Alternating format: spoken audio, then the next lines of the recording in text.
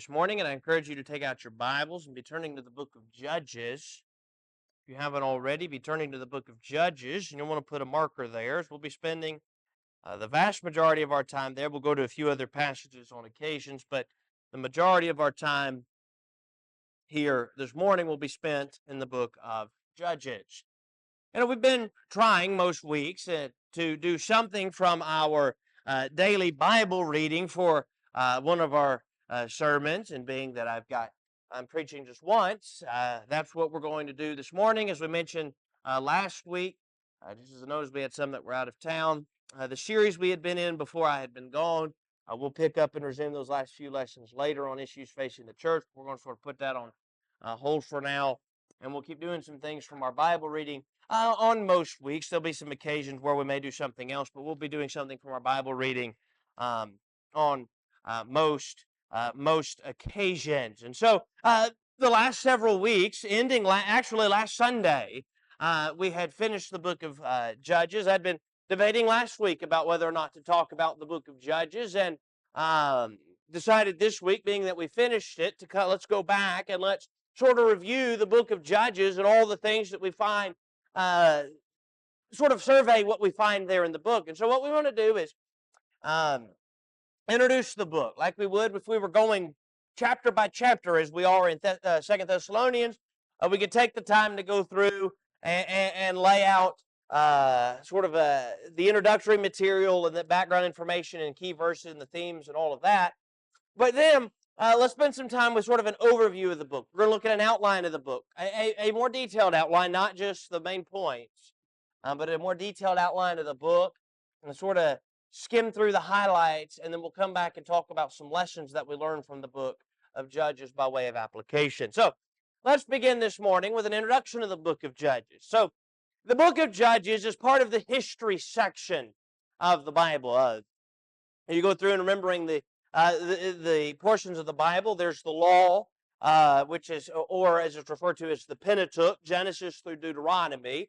And then starting in Joshua, we have history, and running all the way through the conclusion of Esther, our books of history, and then Job through Song of Solomon are the books of poetry or wisdom literature. And then Isaiah, Jeremiah, Lamentations, Ezekiel, and Daniel are the major prophets, and then everything after that are the minor prophets. Not because they're insignificant, they're just much shorter books. And so they're referred to as the minor prophets. So when we look at where it falls in the history of the Bible and the history of mankind, it's part of that history section of the Old Testament. And so I don't have it. We've shown one before, but if you took and you can look it up, the Library of the Bible, and it'll show you online, that those divisions, the Pentateuch and the history. It's the second book of history. It takes place just following the leadership of Joshua. And so Joshua dies, and then you have the time of the Judges, and we'll lay out how long that time was in a minute. Some have called it the Dark Ages of Israel, this portion of their history when the book of Judges takes place. You've got the time frame in which the people of Israel have leave God, and we'll come back and look in a minute, but they leave God, and they come back, and they leave Him again, and they come back, and they leave Him again. And so some have called it the Dark Ages of the history of Israel, this section here. Well, what's the time frame of the book? Not when it's written. We'll come back and talk about when perhaps it was written in a moment. But what's the time frame? Especially looking at the books of history, or even in the New Testament, looking at the books of Acts, we're not necessarily looking at when the book was written. We're looking at what time frame does the book cover. So as an example, Acts may have been written in the late 60s AD, but we want to know that the time frame covers from about 33 to about 63 AD when you get to the book of Acts. So when we go to Judges, what time frame are we looking at? Well, we're looking at a time frame that's somewhere between approximately 350 to 400 years. Maybe a little more than 400, maybe a little less. Numbers vary. And I say that because it covers from Joshua's death to Samuel, and then it covers approximately 1390 to 1080 BC according to Willis. But in 1 Kings 6:1, it says from Exodus to Solomon is 480 years. So just do your quick math here. Remember, there were 3 kings of the United Kingdom: Saul, David, Solomon. All 3 reigned for 40 years. So if Solomon takes the throne. It's 480 years from the Exodus. Then you could start sort of tracing it back. You've got 40 years of David, 40 years of Saul, 40 years of wandering, the time frame they took to invade, and so you end up with less than 350 years. If you add up all the time of the judges, you come to about 300 years, but there could be some overlap. Paul would say in Acts 13:20, point out about 450 years. And so dates vary. That's a time and a place for a discussion of a time and a place at a later date. We don't have time to get through every bit of our argument this morning. What I just want us to see is that sometimes we talk about in Bible history, we turn a page and little time, or pages after page after page, and little time passes, and sometimes we turn a couple of pages and a lot of time can pass. So, we go to, you go from the beginning of Exodus to the end of Deuteronomy, you're talking 120 years, the life of Moses. 120 years total, and you have the books of Exodus, Leviticus, Numbers, and Deuteronomy. You go to the book of Genesis, and thousands of years, you're talking several thousand years have passed. So we're again, early thousands, estimations are creation around 4,000-ish, give or take, BC. And so by the time you get to Abraham, many years have passed, and people were living, for hundreds upon hundreds of years. And so lots of time had passed. So sometimes where these dates become important is we could flip a page and 100 years may pass, or we could flip 100 pages and 6 months may pass, like it did when the books of the latter half of Exodus and then Leviticus takes place at Mount Sinai. And it's 6 months, but we've turned many chapters. So when you go through Judges, again, we're not going to get through all the arguments as to the date and what's most accurate here later on. We just want to get an idea that we're talking about several hundred years, and we're not talking about a short time frame that's passed. This is a timeline here of the book of Judges. You're looking in about, this is 1340 right here at the very top where I'm highlighting right now. You can't really see the timeline up here, but that's about 1340, and that's around the time of Othniel.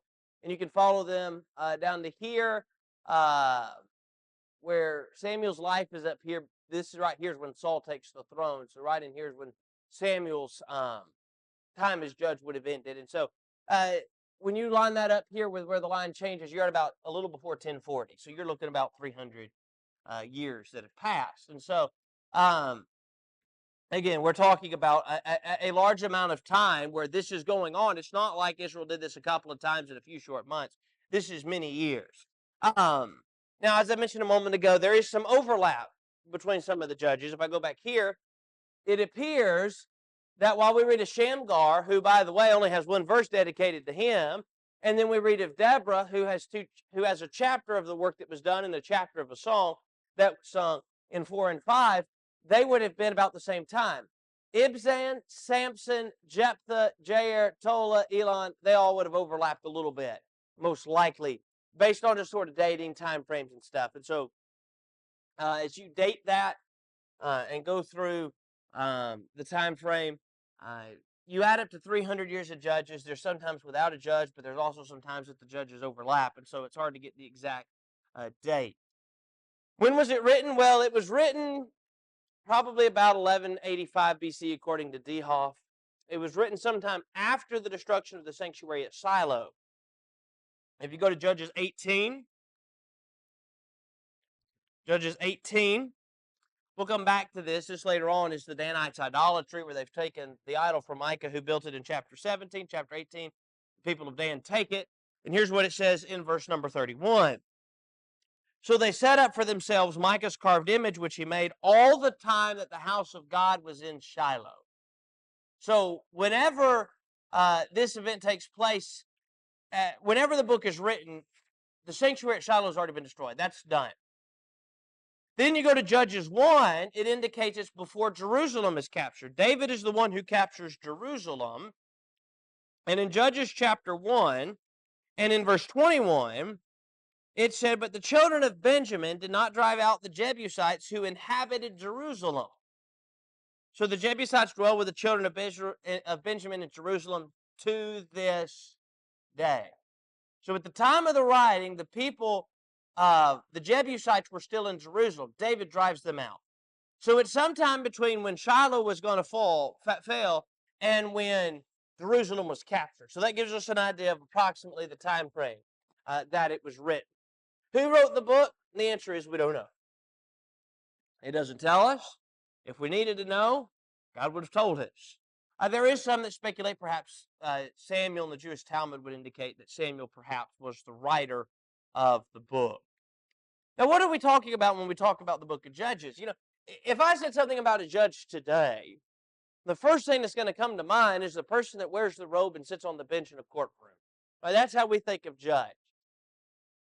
But these judges were not somebody that sat and defined, or were a legal official who sat there and ruled on court cases, but instead the idea of a judge was somebody that was a military deliverer who also had administered the law of God. And so when they talk about the judges, they were military leaders, but they were also those who had administered the law of God to the people. So we get to the cycle we're going to get to here in a minute. When the judges came, the people would do what was right until they were gone because they were teaching and guiding them to do what was right. Now, let's talk about the cycle of the book. Perhaps you've seen this chart or something similar to it. It was a lot easier to read yesterday when I put it in. Israel does evil here, and God punishes them. And so after God punishes them by sending somebody, Philistines, Midianites, a number of nations throughout the time, the people cry out to God. After they cry out to repent, God sends a deliverer or a judge, and then they have rest and peace.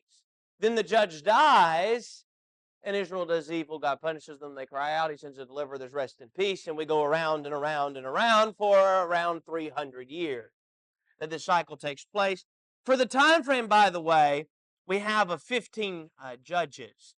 Now let me back up on that note on 15 judges. We're only looking at the book of Judges. We just started for Samuel. So since we're only looking at the book of Judges, we're not looking at Eli and Samuel. They're not in the book of Judges. They're in 1 Samuel. Along that note, we have him listed, but Abimelech wasn't like the other judges because Abimelech was actually an evil ruler. But he takes place in the book of Judges, so we put him in the list. So when we list the judges, he's one of those we remember to get to 15. So we're going to survey the work because he's part of the outline. He'll be part of our survey, but he didn't bring the people back to God. In fact, he was trying to drive them farther away in the work that he had done. And so remember that when we get to the outline, though, there'll only be 13 listed out of the 15 because 2 of them take place in a different book, in the book of 1 Samuel. But that cycle continues even in the book of 1 Samuel. What's the theme or message? Well, the theme and message is Israel's sin and God's dealing with it. And Israel's sin and God's dealing with it. And then again, Israel sins and God deals with it. The summary verse is found in 21:25. I'm going to come back to this verse again in a minute, but you can go ahead and turn there. Judges chapter 21 and in verse 25.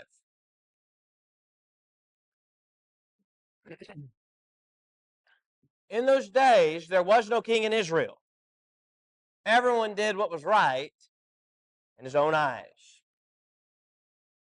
I don't know that there's a book of the Bible summed up better in one verse than Judges 21:25 sums up the book of Judges. Maybe Revelation summing up that God will be victorious and the message of it. And I think probably this summarizes the book of Judges better than any verse could summarizes a book. Key verse could summarize a book. It summarizes it so well. What's happening? Well, the people are doing evil because they were doing what was right in their own eyes, because there was no king over them or no ruler over them. Let's talk about some key verses. Normally, when we get to a book, we talk about a key verse, and we say the key verse is verse number 3 of chapter 5 or something like that. I think there are a number of key verses to this book. I have 5 listed, 4 of them here, and I'll list the other one in a minute. But these 4 all essentially say the same thing. Look at 21:25 again. In those days, there was no king in Israel. Everyone did what was right in his own eyes. Go back to chapter 19. I know we're going in reverse order, but we already are at the end of the book. So let's go back to chapter 19. Let's see how chapter 19 begins. Look at the beginning of chapter 19. Well, chapter 19 begins with making essentially the same point, where in verse 1 it says, "And it came to pass in those days there was no king in Israel. There was a certain Levite staying in the remote house of Ephraim." And so it talks about what he goes on to do, and it doesn't say everyone did what was right in his own eyes there, but it says there was no king in Israel, and therefore, and then it lists the wicked act that was carried out. Chapter 18, there was no king in Israel, and in those days the tribe of the Danites were seeking an inheritance for itself to dwell in. Chapter 17, verse 6, In those days, there was no king in Israel. Everyone did what was right in his own eyes. So you want to understand what's taking place here. There was no king in Israel. And so twice it says there was no king and everyone did what was right in his own eyes. And 2 other times it says there was no king in Israel. And then it goes on to list the wicked thing they engaged in. And so the point is, there was no king in Israel. And so here were the things the people were partaking in. That summarizes it well. Another one that I think summarizes the book very well is Judges 2:10. Judges 2:10. It's in the passage that Danny read for us a moment ago.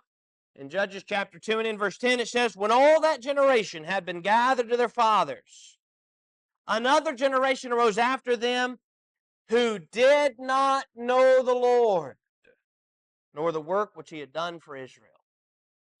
Why is this cycle taking place? Well, there arose a generation who did not know the Lord nor the things he had done in Israel.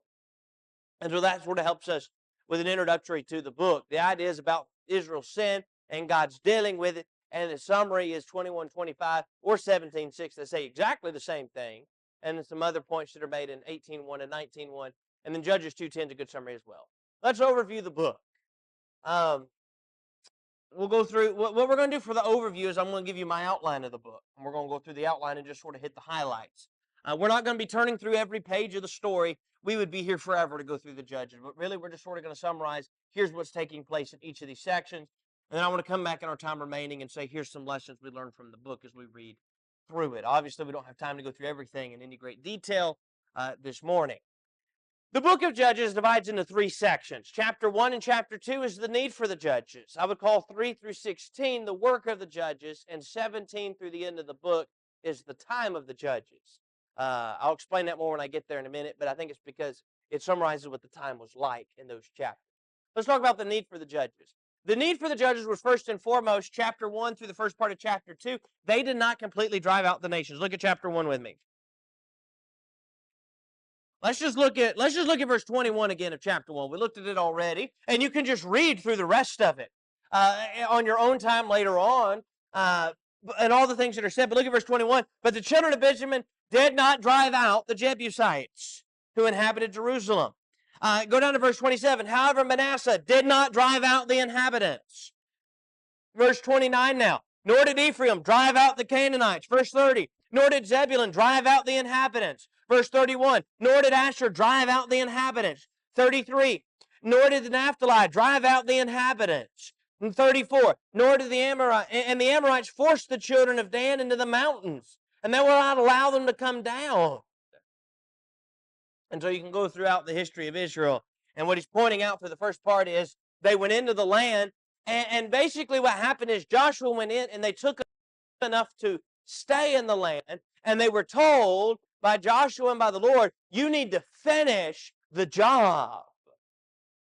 And then some time has passed, and guess what? The job has not been completed.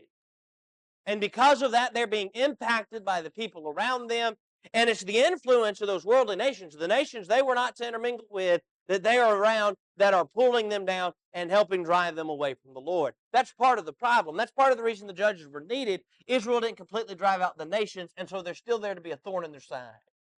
But the second reason is Israel did not teach their children. Look at verse 7 beginning. So the people served the Lord, chapter 2, verse 7. So the people served the Lord all the days of Joshua, and all the days of the elders who outlived Joshua, who had seen all the great works of the Lord which he had done for Israel. Now Joshua the son of Nun, the servant of the Lord, died when he was 110 years old, and they buried him within the border of the inheritance of Timnath-Heres in the mountains of Ephraim on the north side of Mount Gash. When all that generation had been gathered to their fathers, another generation arose after them that did not know the Lord nor the work which he had done for Israel. Now we're going to come back and talk about that more in a minute by way of lesson. But the point that we need to understand is, as you look at it, Israel was faithful, and then all of a sudden they're not. They didn't teach their children, and that generation arose that did not know the Lord. That's the need for the judges. The people were not driven out, and so because they were not driven out, and because there arose a generation that did not know God, the judges had to come in and teach the people of Israel. Chapter 3, then, and going through chapter 16 is that second section. That's the work of the judges. That's where these 13 that take place here in the book occur. It's kind of hard to see here, but this is just a summary of all of the judges. Chapter 3 has the first three. Othniel covers 3, 1 to 14. Ehud, chapter 3, 15 through 30. That's the story. One of the stories that we're probably the most familiar with, him going in and stabbing Eglon. One of the ones that a lot of children are probably most familiar with of all the stories of the judges would be Ehud, Gideon, Samson are probably the ones that children are most familiar with. Shamgar has one verse devoted to him, chapter 3 and in verse 31 is all it has to say about Shamgar. And it said, after him, that is after Ehud, was Shamgar the son of Anath, who killed 600 men of the Philistines with an ox goad, and he also delivered Israel. We don't know much about Shamgar, but we know he delivered Israel and apparently killed 600 Philistines with an ox goad. Deborah has 2 chapters, chapters 4 and 5. Chapters 6, 7, and 8 is Gideon. Chapter 9 is Abimelech, who again is not like the other judges because he's actually trying to take people in the opposite direction from the Lord. But he's part of the book, he's part of the summary, and so we put him in here in the list of the judges. Tola and Jair each have a grand total of 5 verses combined. 10, 1 and 2 for Tola, and Jair 10, 3 through 5. Then another one of the judges we're more familiar with is Jephthah. Really, we're not introduced to him to chapter 11, but I have it chapter 10, 6 through 12, 7, because about verse 6 of chapter 10 sort of introduces to us why Jephthah is going to be necessary to come onto the scene and deliver the people of Israel, the oppression taking place, though he's not really introduced until chapter 11. We're familiar with him, his delivery of Israel, and we're really familiar with his rash vow about sacrificing whatever came out to him first. Chapter 12, after the close of the story of Jephthah, is Ibzan. He has 3 verses dedicated to him. Go over to Judges 12. Let's just read all there is to read about Ibzan, Elon, and Abdon. At the end of Judges chapter 12, after again the story of Jephthah is complete, verses 8, 9, and 10, after him Ibzan of Bethlehem judged Israel. He had 30 sons. He gave away 30 daughters in marriage, and he brought in 30 daughters from elsewhere for his sons. He judged Israel 7 years. Then Ibzan died and was buried at Bethlehem. Then we're introduced to Elon in chapter 12, 11, and 12. After him, Elon the Zebulunite judged Israel. He judged Israel 10 years, and Elon the Zebulunite died and was buried at Ajalon in the country of Zebulun. And then Abdon, 12, 13 through 15. After him, Abdon, the son of Hillel, the Pilaronite, judged Israel. He had 40 sons and 30 grandsons who rode on 70 young donkeys. He judged Israel 8 years. Then Abdon, the son of Hillel, the Pirathonite, died and was buried in Pirathon in the land of Ephraim in the mountains of the Amalekites. And so, not a lot said about them. God chose them to deliver Israel, so that tells me enough about them. That God chose those 3 men, along with Tola, Jair, and Shamgar, that they were the judges who delivered Israel and are written about. That tells me something about what kind of men they were, though we don't have very many specifics about them. Then we close with Samson. Again, the Samson, Ehud, Samuel, and Gideon are probably the ones we're just the most familiar with. Samson has more chapters dedicated to him in the book of Judges than any other judge. Samuel has more chapters to his time as judge in 1 Samuel, chapter 4 through chapter 8. So he has a little bit more, but Samson has 13, 14, 15, and 16, and we're very familiar with his story. In fact, we're going to get to some lessons learned, and we're not going to talk about lessons from Samson today. We're going to look from the book as a whole and a few phrases there. But Samson himself is just the study of lessons, in particular learning some lessons about making bad decisions for somebody that had so much promise in the work that he had done. Looking at the life of Samson is full of lessons in 13 through 16. And so if you're not following the reading plan that we've been, I encourage you, if you don't go back and read the whole book, at least go read the story of Samson. And then read the rest of the chapter in this final section to understand the time frame that these men were serving as judges.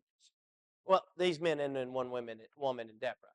The time of the judges now, 17 to 21. And again, I call it the time of the judges because this chapter is a summary of what it was like in those days. So again, remember, this is where that phrase occurs 4 times, and there was no king in Israel. And it either says they did what was right in their own eyes, or it goes on to tell the story. Chapter 7, you've got Micah's idolatry. He takes and steals from his mother. He then gives it back. She then gives to him to make, and he makes an idol. and appoints his son as priest. But then a Levite comes by, he makes the Levite priest. But then the Levite meets for men from Dan in chapter 18, and the Danites decide, while they're on their way to search for new land, you know what, the household of Micah is doing well. Let's take his idol, and let's take his priest, and let's take him with us. And so they take him in chapter 18. 19 through 29 is Benjamin's immorality.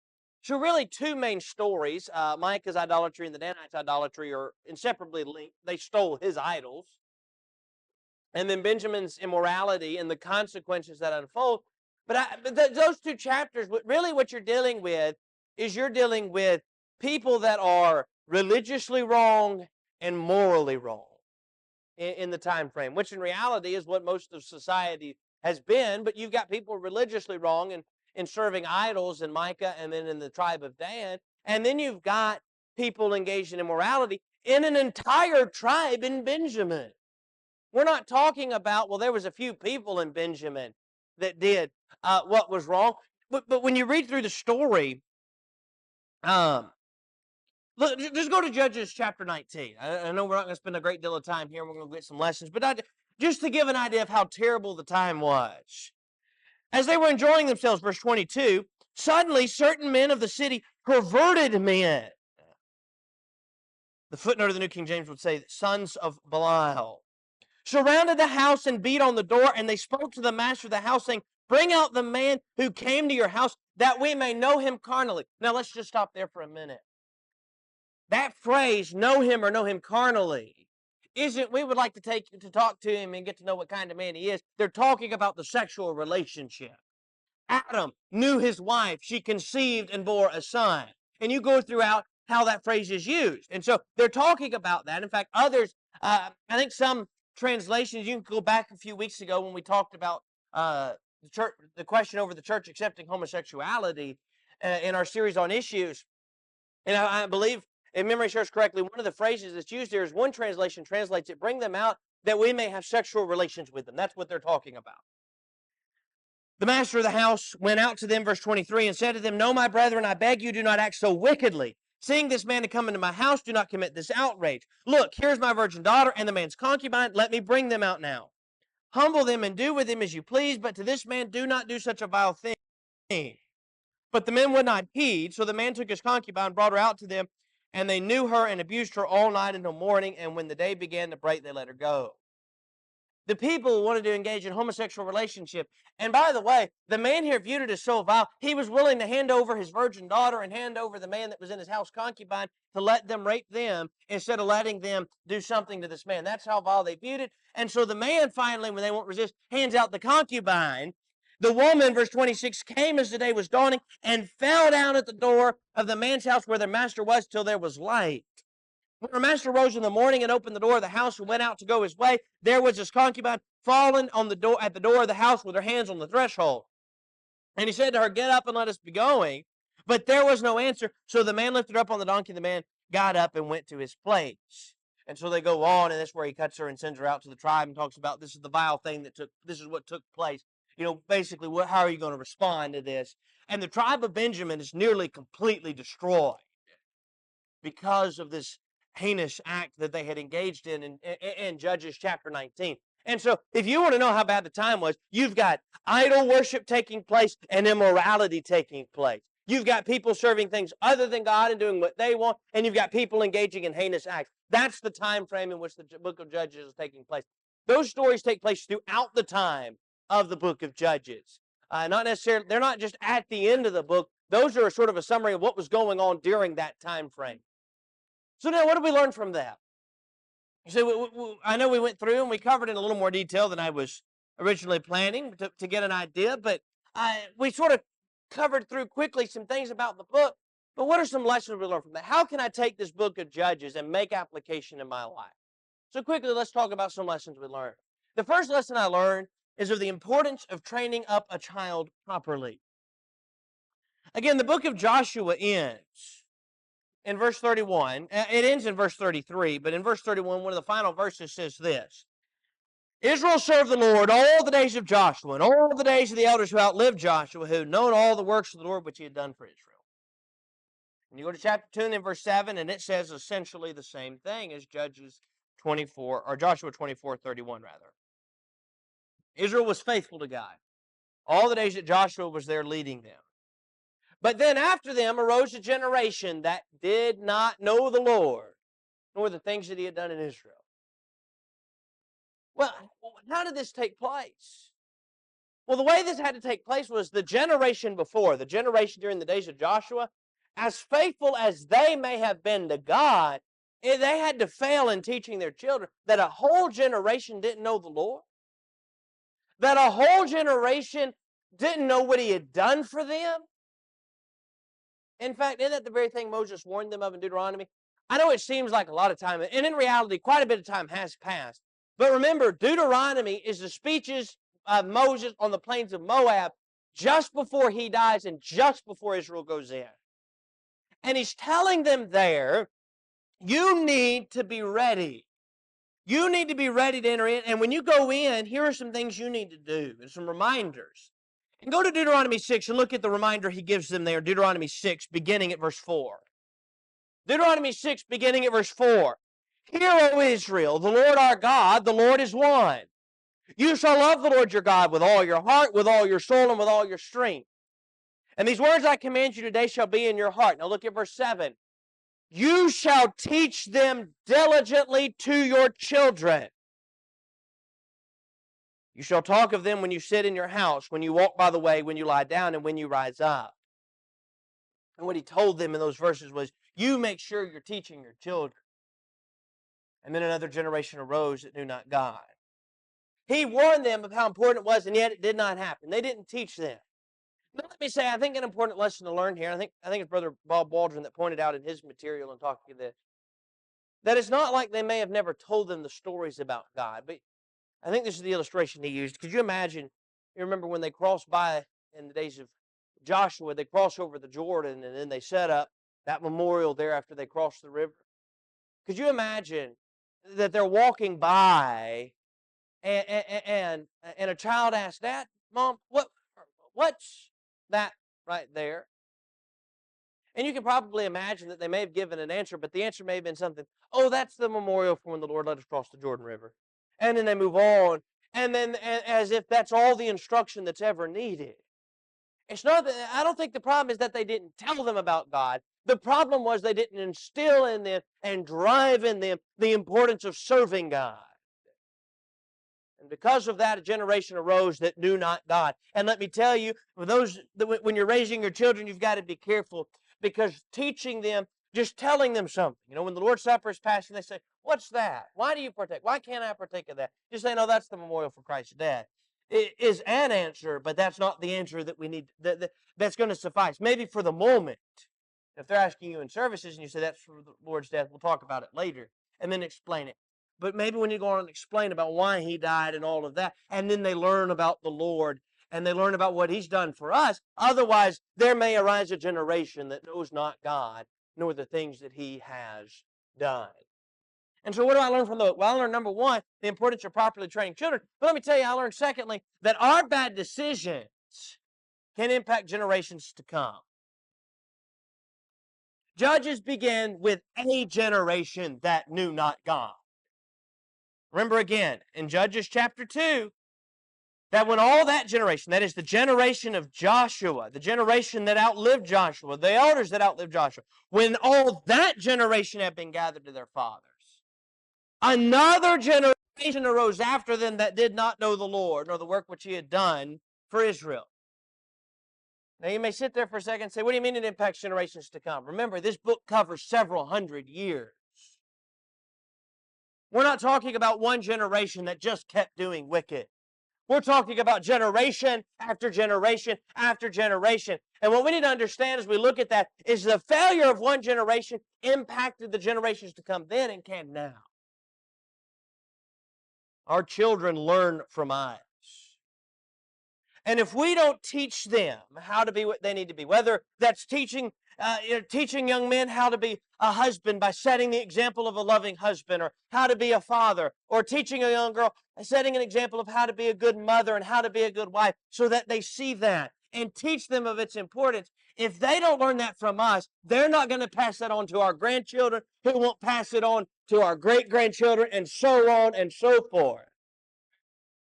And then years from now, we're going to sit back and wonder why, people are going to sit back and wonder, why are the buildings so empty?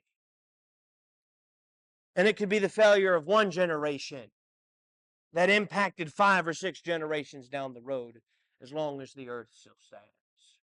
We have to understand our bad decisions don't just impact us and our children, they impact our grandchildren and great-grandchildren and on down the line as many generations may come down the road. What did I learn from the book of Judges? Well, I learned the importance of properly training children. I learned our bad decisions can impact the generations to come. Number 3, I learned the importance of good leadership. The people of Israel did what was right all the days of Joshua and all the days of the elders that outlived Joshua. But once they did not have good leadership, the people fell away. And by the way, Judges teaches me more about that, because when a judge came who was a good judge, they could lead the people and the people would listen and follow God as long as they had good leadership. And then when there was no leadership, they would fall away again. And so, all the days that Othniel's there, they're following God, then he dies, and then they fall away, but then Ehud comes, and so on and so forth. The same can be true in the church today. There may be a church, maybe you know of a church, maybe you've seen a church that was a sound congregation. You talk about that was a sound congregation. And they stand firm for the truth. And they had strong preaching, and they demanded strong preaching, and they would only have strong preaching. And they were led by, they had strong leadership in the elders. And that's why they had such strong preaching, was because that's what the elders were demanding, and not just the people. And the people followed, and they listened, and they followed what the elders had, the elders' leadership, and they listened to the preacher and the sound preaching. But now the eldership's dissolved, the preacher's gone, the congregation's grown weaker, and you sit back and you say, what's happened? Perhaps they're not only growing weaker, perhaps now they're even accepting something that you say, listen, 20 years ago, 30 years ago, there's no way they'd have accepted that. What changed? Well, now there's a number of problems, and one of the problems is individuals have to learn to step up and take their responsibilities. But let me tell you, one of the problems is that the lack of that leadership that was once there has become a problem. Good leadership. People will follow good leadership. When you set a good example and they follow it, and then you may look and say, look how strong the work is, but when the leadership is gone, they may begin to fall apart.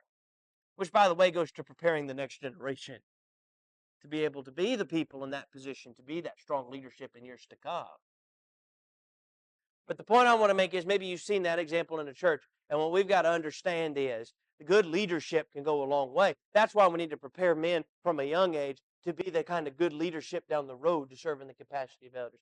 You may have good leadership at one time, but it doesn't mean you're going to have good leadership down the road. Too many works, and once strong, thriving works have begun to struggle because people there no longer had good leadership in place that people were willing to listen to. What do we learn from the book of Judges? Well, I learned the importance of training up a child properly. I learned our bad decisions can impact generations to come. I learned the importance of good leadership. And finally, I learned man cannot direct his own steps. It's a lesson, by the way, that when we were in Proverbs, not all that long ago, we talked about as well. 4 times in Judges, something along the lines of this was said, as we pointed out. There was no king in Israel. Everyone did what was right in his own eyes. Or, there was no king in Israel. And then it goes on to tell you what they did that was right in their own eyes.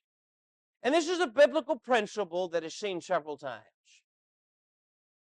Jeremiah chapter 10. In Jeremiah chapter 10 and in verse 23, it's not in man to direct.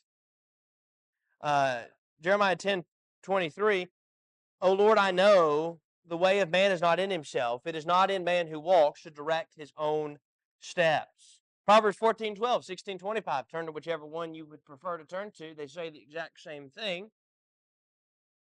There is a way that seems right to a man, but its end is the way of death.